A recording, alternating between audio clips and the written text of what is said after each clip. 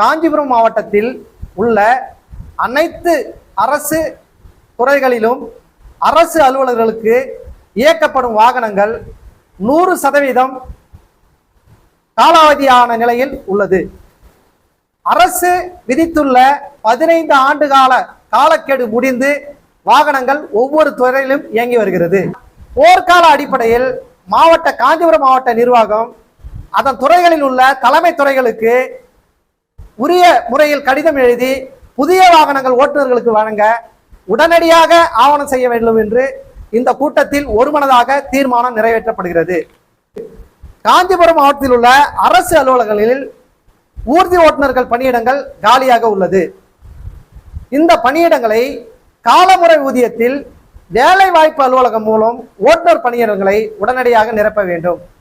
காஞ்சிபுரம் மாவட்டத்தில் பணிபுரியும் அரசு ஓட்டுநர்களுக்கு பயணப்படி டிஏபில் என்கிற பயணப்படி, சீருடை மற்றும் காலணிகள், ரெயின்கோட் மழைக்காலங்களில் ரெயின்கோட் மற்றும் எல்டிசி என்று சொல்லப்படுகின்ற சுற்றுலாப்படி போன்றவைகள் பல்வேறு துறைகளில் வழங்கப்படாமல் உள்ளது. இதை மாவட்ட நிர்வாகம் உடனடியாக கவனத்தில் கொண்டு ஓட்டுநர்களுக்கு அவர்களுக்கு தேவையான உரிமைகளை, அரசு வழங்கியுள்ள உரிமைகளை பெற்றுத்தர ஆவணம் செய்ய வேண்டும் என்று அரசு துறைகளில் தமிழகம் முழுவதும் பணிபுரியும் ஓட்டுநர்களில் ஓட்டுநர்களாக பணியில் சேர்ந்து பணி ஓய்வு பெறும் வரை ஓட்டுநர்களாகவே தங்கள் காலத்தை கழிக்கும் சூழ்நிலை உள்ளது. தற்போதைய காலத்தில் படித்த இளைஞர்கள் ஊர்தி ஓட்டுநர் சங்கத்தில் பல்வேறு துறைகளில் ஓட்டுநர்களாக பணிபுரிந்து வருகிறார்கள். அவர்களுடைய கல்வி தகுதி மற்றும் விருப்பத்தின் பேரில் அவர்களுக்கு ஓட்டுநர் பணியிடத்தில் இருந்து பதவி உயர்வு மூலம் கூடுதலாக பதவி உயர்வு வழங்க இந்த கூட்டத்தில் தீர்மானம் நிறைவேற்றப்படுகிறது.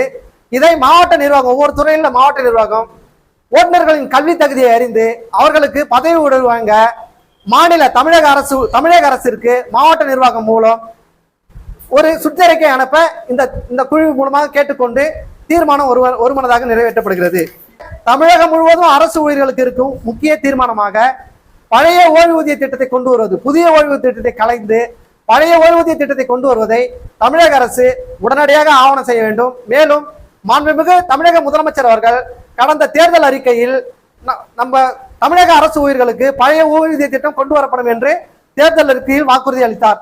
அந்த வாக்குறுதிப்படி பழைய ஓய்வூதிய திட்டத்தை இந்த திமுக ஆட்சி கொண்டு வந்து அரசு ஊழியர்களின் வாழ்க்கையில் புதிய வாழ்வாதாரத்தை ஏற்படுத்தி அவர்களுக்கு மகிழ்ச்சி அளிக்க வேண்டும் என்று இந்த கூட்டத்தில் தீர்மானம் ஒருமனதாக நிறைவேற்றப்படுகிறது.